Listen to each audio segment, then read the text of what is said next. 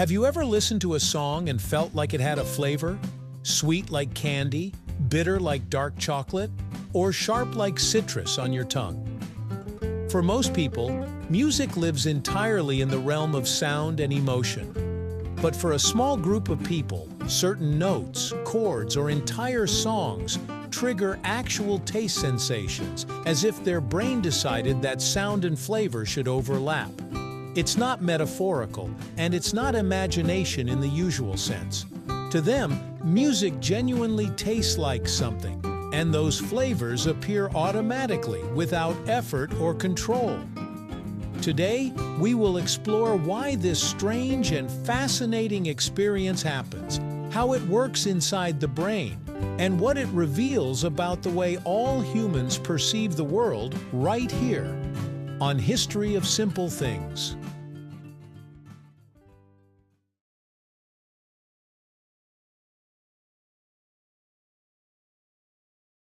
The roots of this phenomenon stretch further back than you might expect.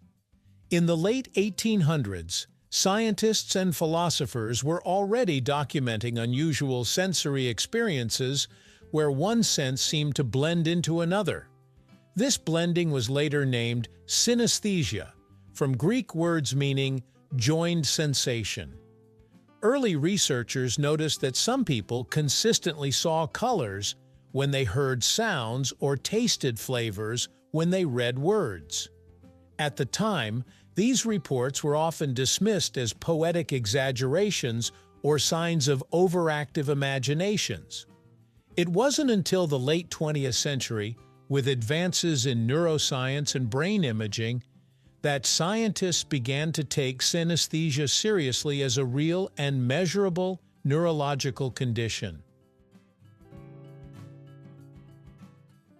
When people taste music, they are experiencing a rare form of synesthesia known as auditory-gustatory synesthesia.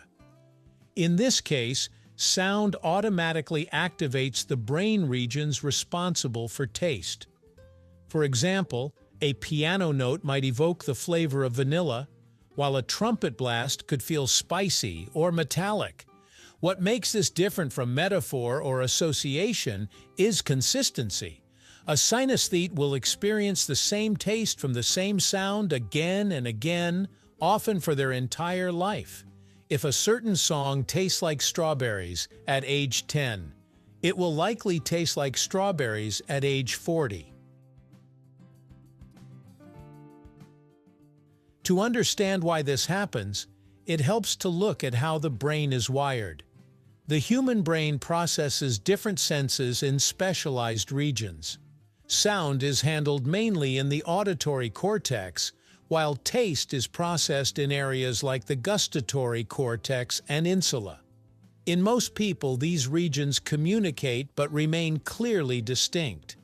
In synesthetes, the boundaries between these areas appear to be less rigid. One theory suggests that during early brain development, everyone starts with extra connections between sensory areas. As the brain matures, most of these connections are pruned away. In synesthesia, some of those connections remain, allowing one sense to trigger another.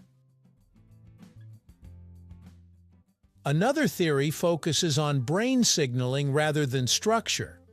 According to this idea, synesthesia happens because of unusual patterns of communication between sensory regions. Instead of extra physical connections, there may be differences in how signals are inhibited or filtered. When a sound is processed, the signal may spill over into nearby taste processing regions, creating the sensation of flavor.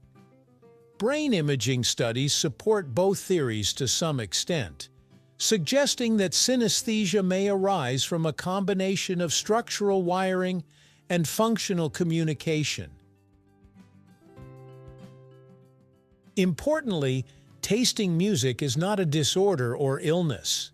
People with this ability usually have perfectly normal intelligence, perception, and health. In fact, many report that they didn't even realize their experience was unusual until they described it to someone else.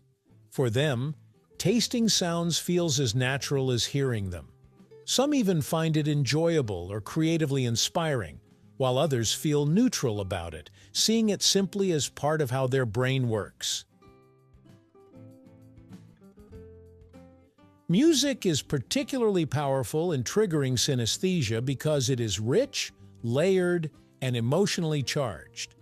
Pitch, timbre, rhythm, and harmony all provide complex patterns for the brain to process. In auditory-gustatory synesthesia, higher pitch sounds are often associated with sweet or sour tastes, while lower pitch sounds may feel bitter or savory.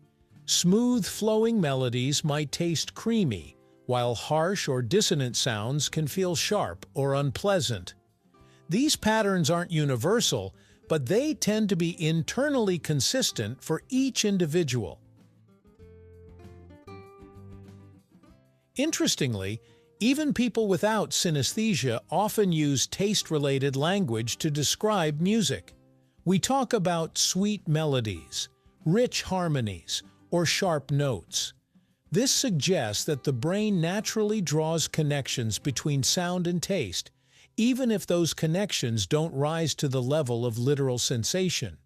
Synesthesia may simply be an amplified version of a tendency that exists in all human brains. Genetics also appear to play a role. Synesthesia tends to run in families, though it doesn't follow a simple inheritance pattern. This suggests that multiple genes may influence how sensory regions develop and connect. Having a genetic predisposition doesn't guarantee someone will taste music, but it increases the likelihood of developing some form of synesthesia. Despite its strangeness, tasting music reminds us that reality is not experienced the same way by everyone. Two people can hear the same song, sitting side by side, yet live entirely different sensory worlds. One hears only sound, while the other hears sound and tastes something sweet, bitter, or complex beyond words. In the end, the question of why some people taste music doesn't have a single simple answer. It is the result of brain development, genetics, neural communication, and the inherently flexible nature of human perception. Rather than being a glitch, it may be a window into how creative and interconnected the brain truly is. The next time you describe a song as sweet or rich, remember that for some people, that description isn't just a figure of speech, it's a literal part of how they experience music. Thank you for watching. If you have suggestions for our next video, feel free to share them in the comments below. We'll be sure to give you an acknowledgement for your contribution. Thank you for joining us on this journey through the history of simple things. Don't forget to like, subscribe, and stay tuned for more stories woven through the smallest details.